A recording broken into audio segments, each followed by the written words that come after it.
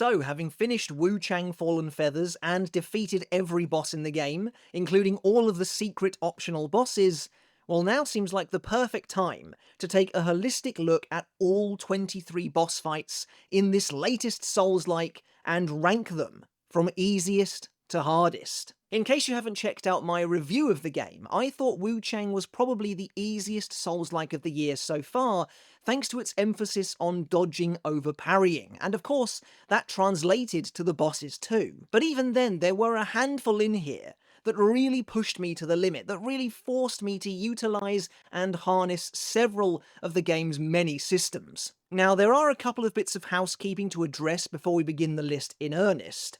While there are several prominent mini-bosses scattered throughout the game, we're only going to be looking at the actual bosses here today, those with a named health bar at the top of the screen. And of course, this difficulty ranking is from my perspective, the perspective of an almost purely, exclusively longsword player who prioritised dodging with near totality. But most importantly of all, this list is completely subjective. It's just my opinion, based on my first playthrough of the game and how my experience with each individual boss played out. Of course, yours is almost certain to be different, so do please let me know in the comments which bosses you found the easiest, and which almost made you quit. Now, before we get started on the list, guys, consider hitting subscribe down below if you haven't done already. Your support does mean the absolute world, and a huge thank you to all of the brand new subscribers who have joined us recently. The channel is growing nicely, there's no doubt about it. The last couple of videos have done really well, and I have you to thank for that. So again, a massive thank you goes out to each and every one of you. Support is greatly appreciated. So without further ado, let's begin this ranking with the easiest boss in Wuchang Fallen Feathers. So up first, perhaps unsurprisingly, is the game's first boss, the Tang Palace Maid. And you know what, I'm lumping the second battle with the Tang Palace Maid in at this spot too, because really they're exactly the same. They are just as easy as each other, because by the time you face the second one, you are stronger and more capable at the game respectively too. But the Tang Palace Maid is a very simple fight, full of openings and well-telegraphed attacks, designed to be the game's tutorial boss. With the way the Tang Palace Maid approaches you, making her way up the ramp without seemingly realising you're there, it's designed to let you actively get the drop on her, be that by a plunging attack or an obliterate strike from behind.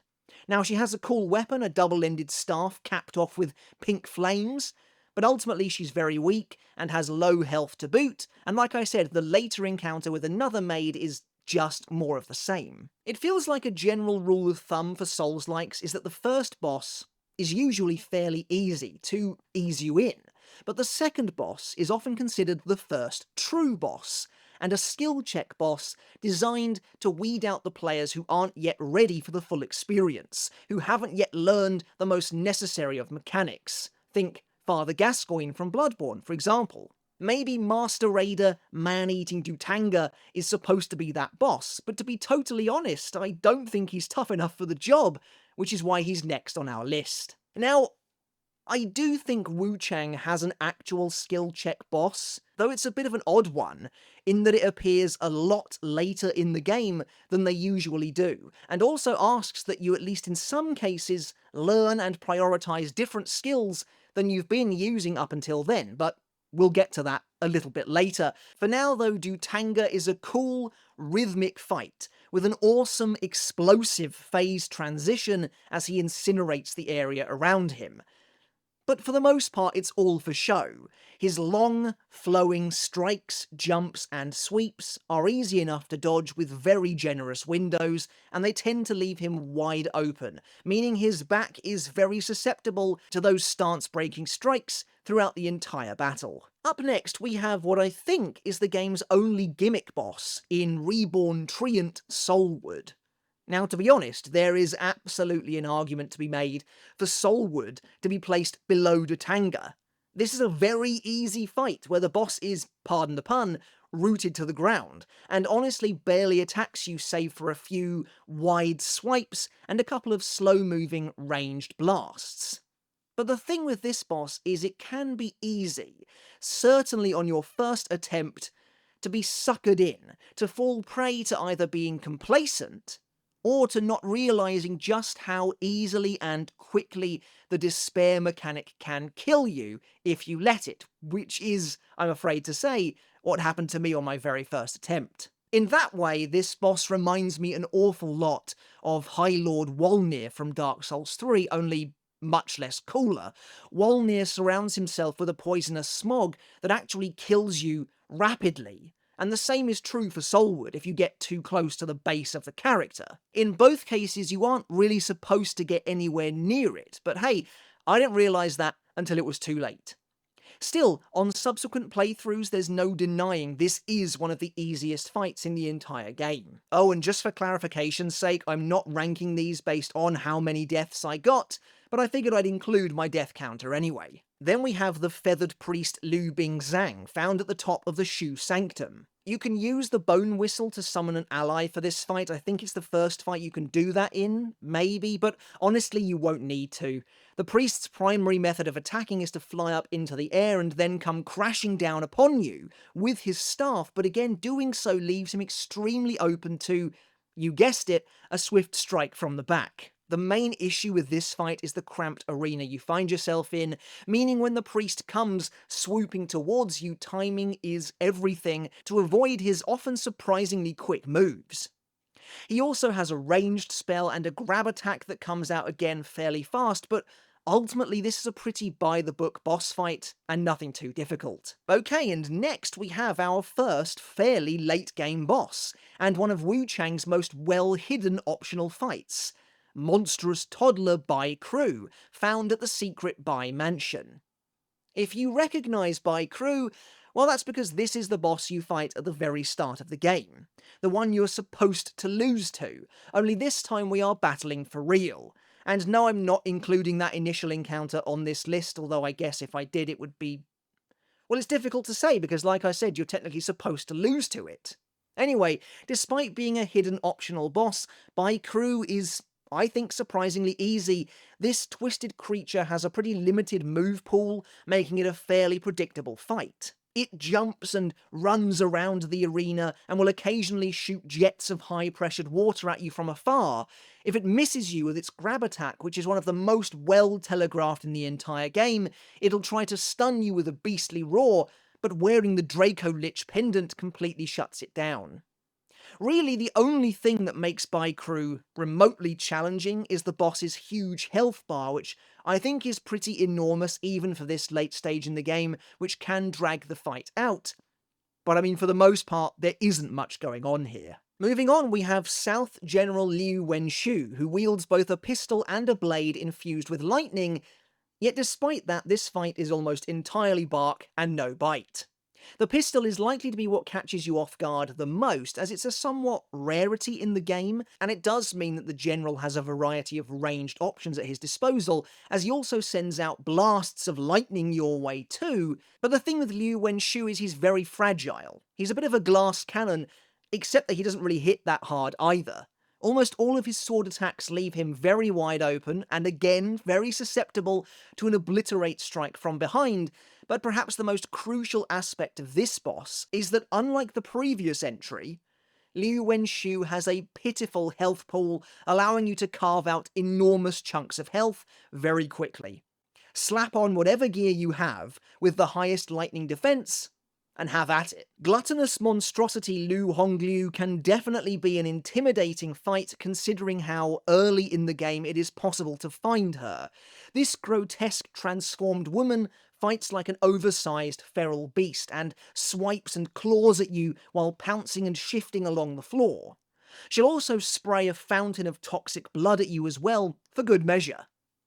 Lu Honglu is a mostly fairly simplistic boss fight, and although she often attacks frantically and in quick succession, her attacks do leave her wide open to counterattacks. In particular, the boss's continuous blood spray is incredibly easy to exploit, allowing you to deal massive amounts of damage. But yeah, despite all of that, I'd definitely say that Lu Honglu sticks out as one of the tougher, slightly more frightening early game bosses. Found in the deepest depths of one of the earliest game's most oppressive areas, Blightweaver Great Centipede again looks quite imposing and scary, but ultimately isn't too difficult to deal with. For starters, the centipede will almost always begin the fight by leaping at you. If you can, try to lead it into smashing into the big pillars found around the arena, as they are full of electrical energy which blasts the insect aberration, stunning it briefly. These huge bosses tend to have very obvious tells for their attacks, and as it swipes at you with its broad scythes or leaps into the air, again it's all fairly simple to avoid. The centipede does have one particularly interesting move, where it conjures a giant spell circle behind it, blasting you with blue laser beams, but again they are easy enough to avoid by simply kind of making your way around the boss in a circle. When it digs underground, it's just a case of waiting until you see the lava pool appear, at which point that's when you need to time your dodge, and doing so will get you out of the way pretty much every time. So again, this is an intimidating enemy, especially after slogging through such a brutal and desolate zone, but it's ultimately not too bad. Next up we have the Nightmare Demon, which should, by this point in the game, be a very familiar face. Yes, the Nightmare Demon is your inner demon, manifesting itself as an actual boss fight this time, not just a mini-boss. But this isn't really anything you haven't seen before. The Nightmare Demon cycles through several of the weapon types you can use, from long swords to one-handed swords to great axes, while also being impossible to stagger. It's impossible to break her stance. Meanwhile, as Wuchang's Dark Reflection, she wields many of the same abilities as you, including blasting you from afar with a cannonball and slinging energy arcs at you from across the battlefield. So this is a fight that's going to come down to how well you can dodge, but also make use of the longsword counter too, since the Nightmare Demon almost exclusively uses bladed weapons. Up next we have one of my favourite boss battles from the game, Ming General Liu Chengen, who just feels like an awesome and very fair fight in my experience. Liu Chengen's initial attack is always the same, at least by my count. He leaps into the air and does a slam 3 times in a row, which is easy to predict and dodge, very satisfying to do so as well, before getting behind him for an obliterate strike, a great way to start the battle. Liu Chengen's main gimmick is his frost-covered sword, which he uses to obscure the battlefield, as well as conjure a number of icy mines that litter the air. Most of these moves, though, are again fairly easy to dodge, and you can counter his sword as well in order to deflect his attacks. The only move that might give you trouble is the General's unblockable grab attack, which comes out extremely fast and with very little heads up. Yes, it plays the usual chime, but I found that unless you are actively anticipating it, there is really no chance to react, and this was how I died the first at least 2 or 3 times. That being said, I think Liu Chengen has a fairly average health pool, and is open to having his poise broken, so again, this isn't too bad a fight, and it does feel very fair. As far as Wuchang boss difficulty goes, I think this is pretty much right down the middle. This is a pretty average boss. Now, I struggled a little more with the previous boss of the same kind of zone, General of the North Ai Nengqi, a huge boulder of a warrior who can cross the entirety of his enormous arena in a single leap. In my opinion, Ai Nengqi has shades of Radahn in him, launching himself into the air in order to blast you from afar with gigantic arrows, each bolt crackling with purple lightning. Down on the ground, he uses a combination of ice and fire attacks, including one spinning attack that lasts an absurdly long time, and again pretty much requires you to have spot-on dodge timing to avoid the majority of the strikes.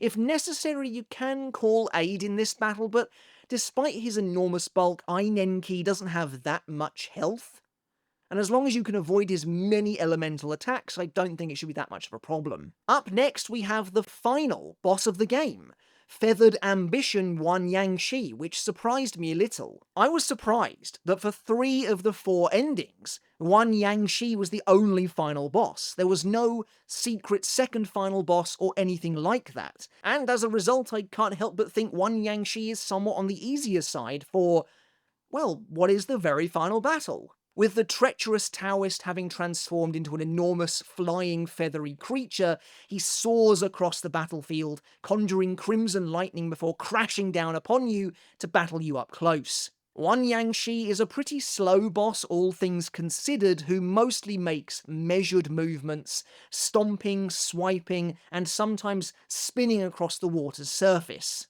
Now, that's not to say there isn't some nonsense to be found in here. If hit by one of his wing attacks, it's very difficult to escape the next one or even the following one after that, due to the way iframes work in this game when trying to get up from the ground, or at least that's how they worked when I was doing this boss, which can be immensely frustrating. At the phase change, he'll conjure tidal waves that threaten to encompass the entire screen, but again they can be phased through or even around if necessary. So yeah, considering this is the finale of the entire game, Wan Yangshi is a little on the easier side overall, though not without its frustrations too. Okay, so we are well and truly into the second half of the list now, and up next we have our first two-phase boss fight. And in my opinion, this is probably the best two-phase boss in the entire game, being Perfect Bride Fang Ling. After descending through the shaft and the bride's boudoir, perhaps one of the most twisted and depraved areas in any Souls-like, with some wonderful environmental storytelling, you'll find yourself at the mercy of the bride herself. Now, unusually, Fang Ling's first phase is probably the most difficult. I say that, but actually I kind of feel like that's the way it is for all of the two-phase boss fights in this game, but this one's actually a good first phase, though she is susceptible to many of the usual tricks too, such as deflecting and using obliterate strikes to break her stance. Still, she zips around the arena, launching herself forward with a deadly stab attack, as well as unleashing her most devastating move, a cyclone of sword swipes which can essentially spell certain death if you're caught in it. Once the second phase begins, however, the bride mutates into a horrific chimera. And here's where things get really weird, to be totally honest. An electric guitar starts playing, and it turns out the chimera is a total glass cannon, and it fights in a reckless and erratic manner. Rushing about the place, the chimera shoots explosive lasers, leaps about, slams its massive hands down on the ground, but the key here is it's almost constantly exposed. Due to the nature of how it fights, this boss has zero defensive options, and it leaves itself open to attack almost all the time. On top of that, it has very little health, meaning you can kind of just wail on it while ensuring you dodge its most deadly moves. Things can get a little hectic towards the end, but honestly, this is a fight where you can just brute force your way through. You have to be a little more methodical with Phase 1, but then Phase 2 is really weird by comparison. Moving on, next is the Bow Magus, another of my favourite fights from the game. If you've played the first Berserker Kazan, this fight is essentially the Balerian boss battle, but far less aggravating, in my opinion anyway. As the name would imply, the Bow Magus uses a variety of spells and magic to battle you, ranging from launching crimson spears, to conjuring a golden warrior, to manifesting waves of purple fire, that move is annoying, and even surrounding herself with a crystalline shield. At certain intervals in the battle, Bow Magus rises up into the air in order to summon a massive divine blade, which she rams into the ground to create a giant shockwave, which can be avoided simply by hanging back at the edge of the arena. In my opinion, the Bow Magus is a constantly interesting fight with a good flow and pace, and while it can seem tricky at first, victory simply becomes a case of understanding what spell she's about to use and tailoring your playstyle to deal with them accordingly. And her spell playbook, honestly, is not that big, and you kind of get to the stage as well where you can use those huge sword strikes as rest stop intervals, basically, to heal up, use some consumables, and prepare for the next round. The trickiest part of the fight is when the Bow Magus conjures a sword of her own to use, and begins taking massive swings at you, potentially while surrounded by her shield, and maybe even aided by her warrior. When it all comes together, it can feel like a lot to keep up with, but it's actually not too bad, and of course she is very susceptible once again to having her stance broken by a powerful strike from behind. Okay, we are now firmly in the camp of the bosses that I struggled with the most.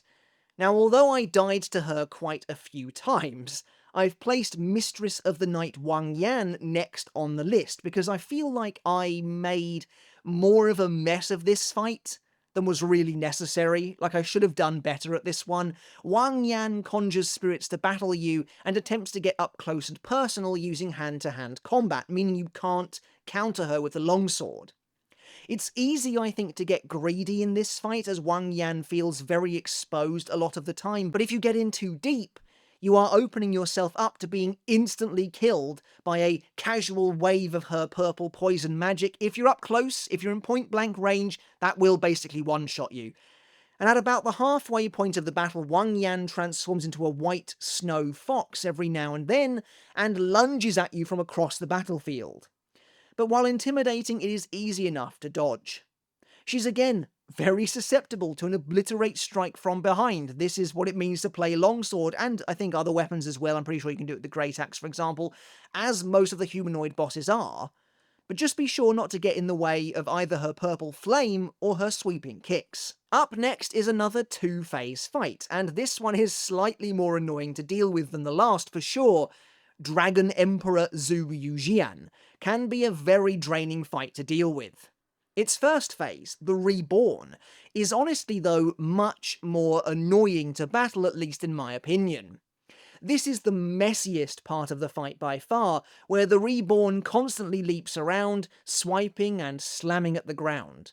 The creature can cause delayed shockwaves, which are honestly a huge pain to deal with, especially again if you get caught trying to get back up.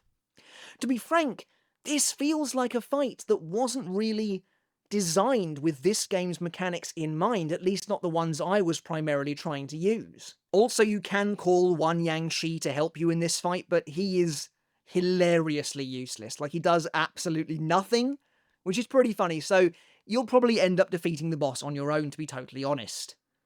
Once you reach the second phase, while the Dragon Emperor is definitely more initially intimidating, ultimately this is a much more structured and measured battle than it was before, and I've found sticking to the dragon as close as possible makes this much more doable. The Dragon Emperor, now standing on his hind legs and wielding a large magical crystal in one hand and a sword in the other, always starts this phase by conjuring a huge sphere of glittering energy which explodes, covering a huge portion of the arena, but again it can be avoided by sticking to the far edge.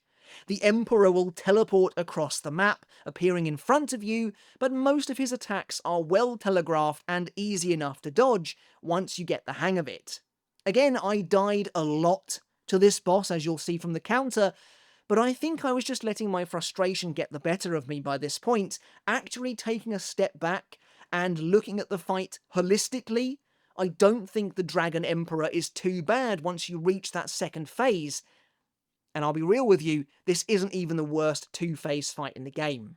Just missing out on the top 5 most difficult bosses in the game, we have the Demon of Obsession, another optional boss that's very easy to miss.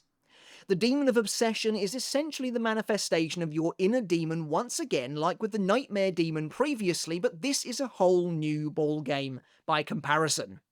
On the surface, the Demon of Obsession does feel very similar to the Nightmare Demon. Once again, it can be deflected, but it can't have its stance broken. However, wielding a variety of weapons and spells, the Demon of Obsession is absolutely relentless. It is perhaps the toughest battle of attrition in the entire game, with the demon constantly bearing down upon you and attempting to fight you up close even with punches and kicks, and there is no breathing room here whatsoever, no time to heal, no time to get your bearings.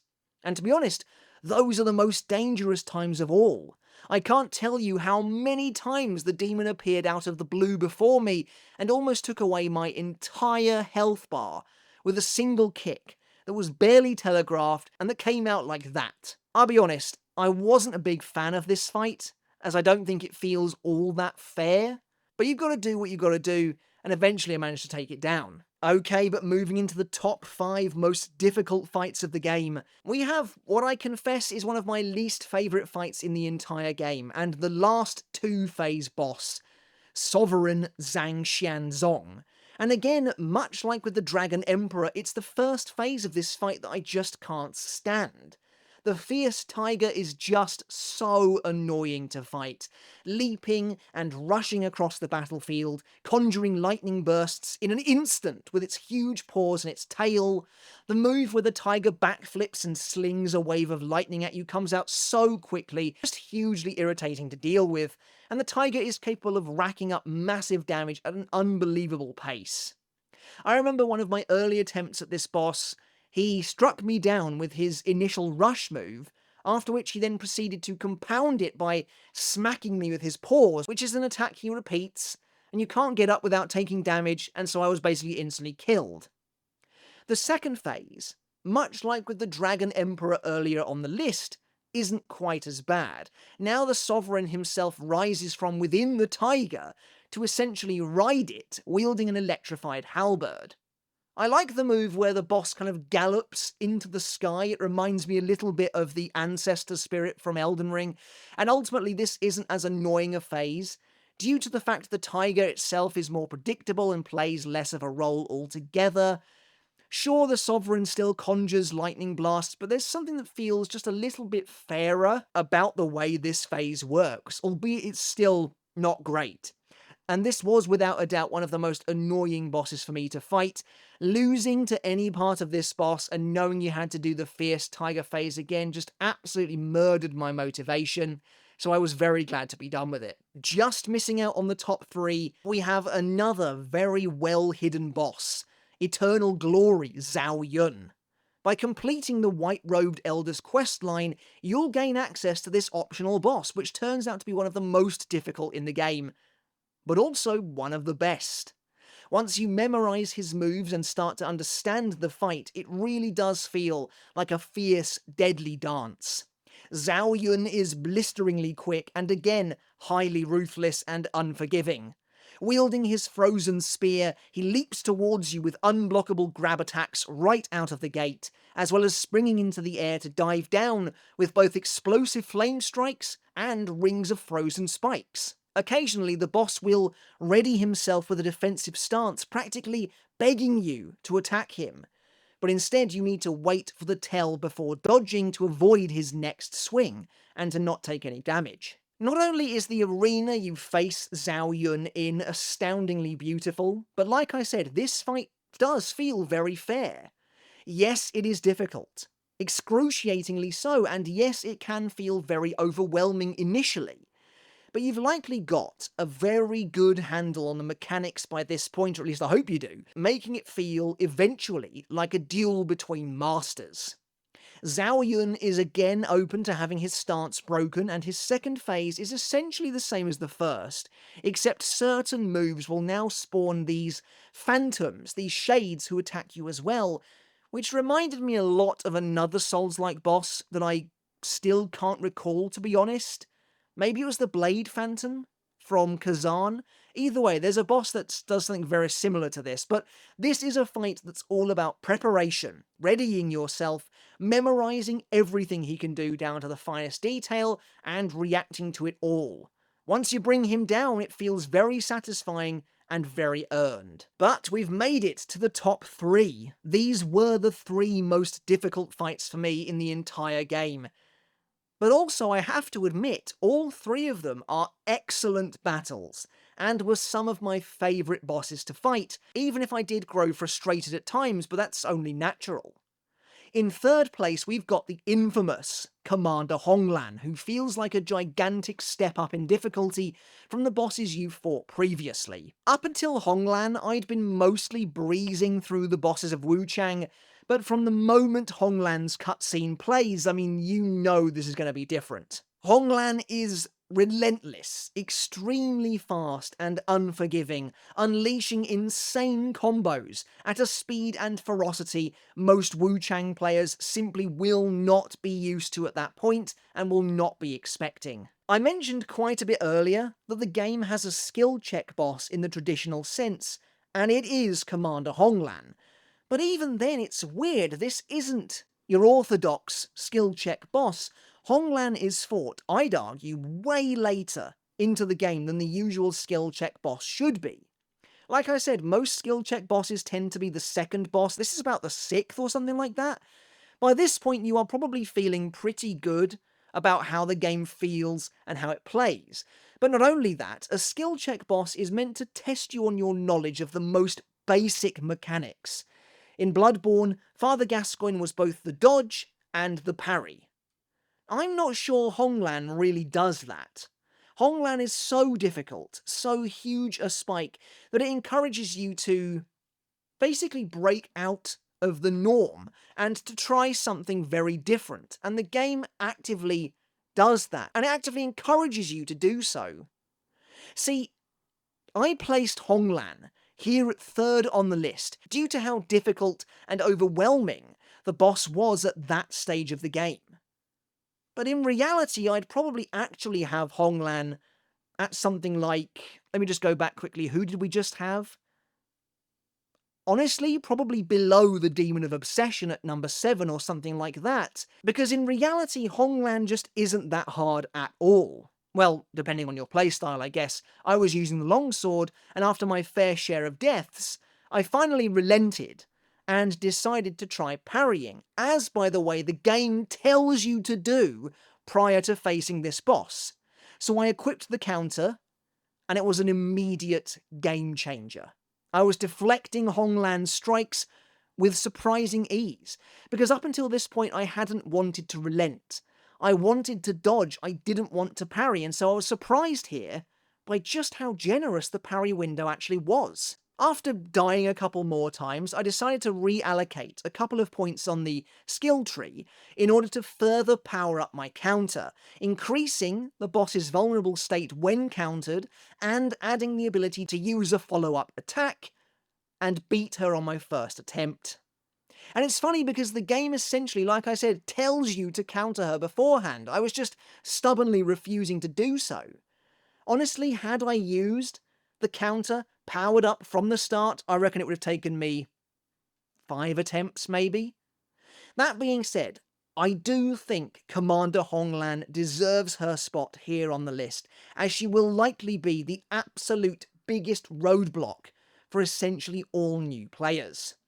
Hell, she took me 3 times the amount of deaths as basically every single boss had up until this point. Okay, but in the 2nd place spot, we have my favourite boss fight of the entire game, the Bow Sorcerer.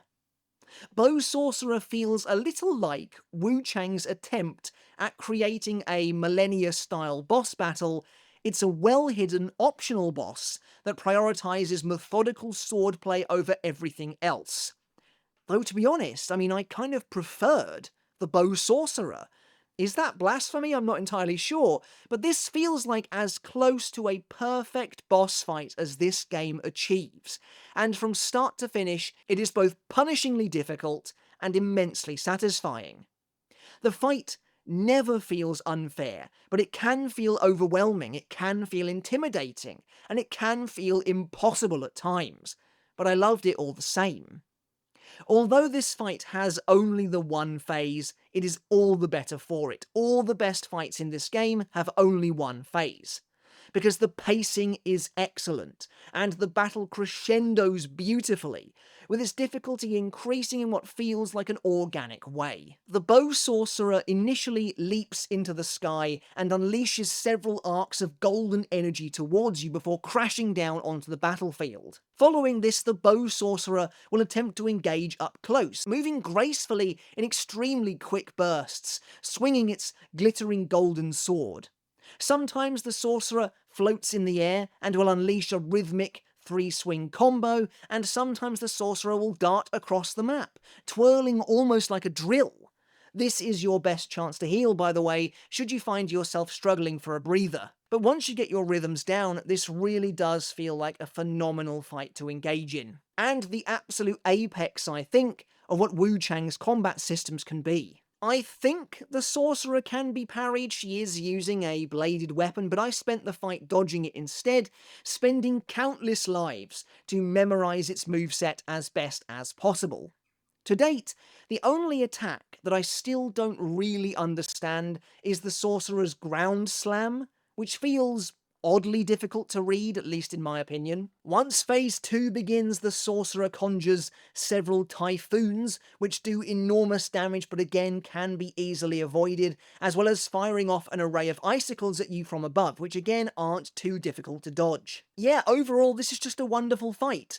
Difficult, yes, hence its second place spot, but engrossing all the same. And then finally we have what I think is the hardest, most difficult fight in all of Wuchang Fallen Feathers, the fight that cost me over 30 deaths, and that's Vermilion Feathers Honglan. Yes, Commander Honglan is back with a vengeance, only this time she's transformed, having fallen victim to the feathering disease.